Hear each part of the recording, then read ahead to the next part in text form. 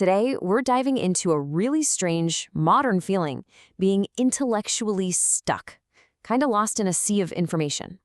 Let's get right into it. It's a weird paradox, isn't it? You set out to really understand the world. You're reading, you're listening to all this stuff, but instead of getting clarity, you just find more confusion, more doubt. If that sounds even a little bit familiar, trust me, you are not alone. So, to really get a handle on this feeling, we first have to define the trap itself. It's this specific kind of intellectual quicksand, and it actually has a name. The source we're looking at calls this terjebak waswas. It's an Indonesian term, and it just perfectly captures this state of anxious, lingering doubt.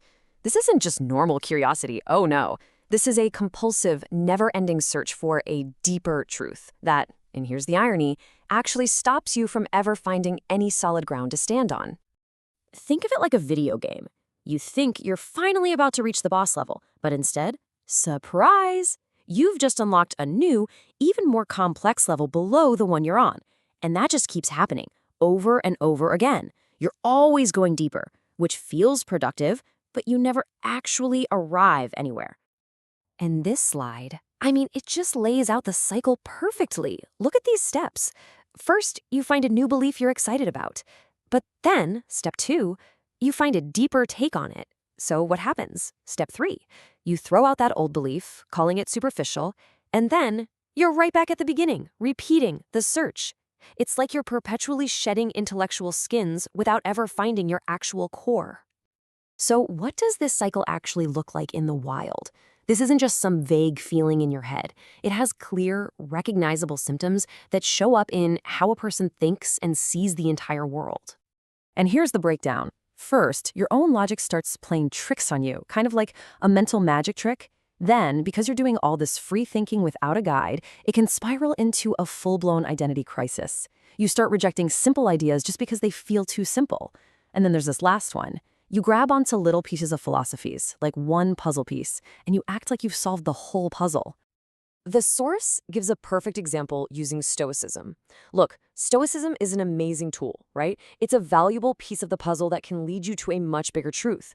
But the trap is when someone takes that one single piece and mistakes it for the entire puzzle. They adopt it as a total replacement for a complete worldview, and their journey for understanding just grinds to a halt. It's totally incomplete.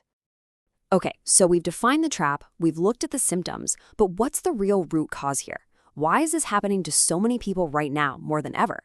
Well, this is the real aha moment of this whole thing. The core diagnosis is this fundamental mismatch. Just look at this chart. On one side, you have this absolute tsunami of global information crashing over us 24/7. But then look at the other bar, our mental toolkit, our actual preparedness to reason through all that noise. It's just tiny in comparison. That gap is the whole problem. And this quote from the source material just nails it. We're carrying a massive argumentative load, but we've never really been trained on how to lift it properly. We're missing the basic, foundational reasoning skills to navigate this incredibly complex world. Now you're probably thinking, okay, if I see a friend who's stuck like this, why can't I just help them out? Well, as it turns out, there are these really powerful psychological barriers that make it incredibly difficult to break through. You just run into these walls. First, the person has already become stubborn. The source uses that great term keras kepala, which basically means hard-headed. Their constant searching has actually hardened their positions.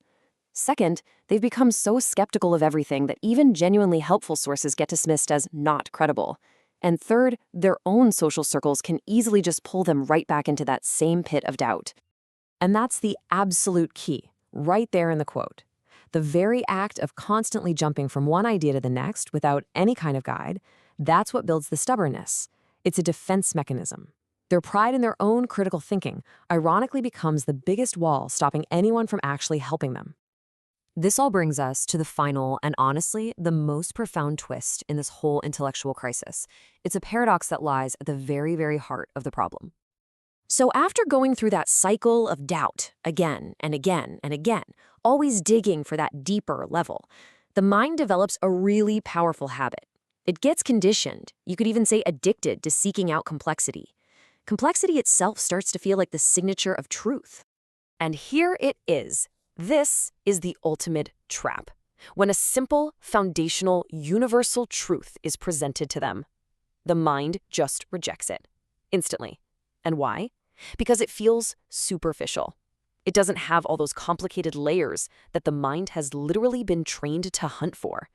The real answer gets dismissed simply for not being complicated enough. And that leaves us with one last question to just kind of chew on.